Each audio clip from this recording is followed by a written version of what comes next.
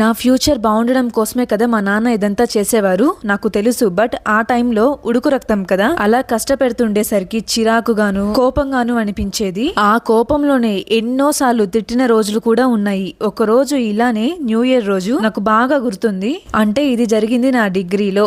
New year కదా అని నా ఫ్రెండ్స్ బయటికి వెళ్లి పార్టీ చేసుకుందాం రా అన్నారు. సరే అని పార్టీకి కావాల్సినవన్నీ కొనుక్కోవడానికి ఒక 1000 రూపీస్ అలా అనుకున్నాము.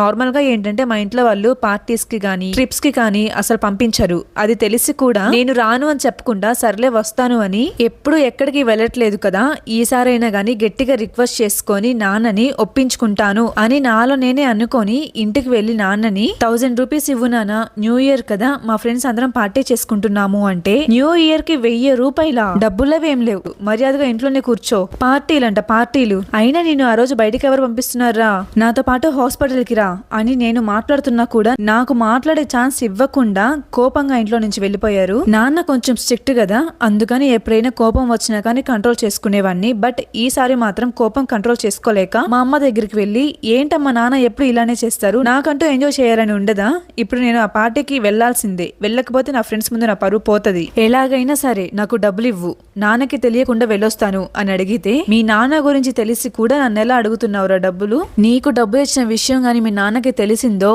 నీతో పాటు నన్ను కూడా బయటకు నెట్టేస్తాడు అనింది. ఇంకా అంతే, నాకు కోపం కంట్రోల్ కాలేదు. ఆ కోపంలోనే అరిచేశాను అమ్మ మీద. అప్పుడే నాన్న ఇంట్లోకి వచ్చారు.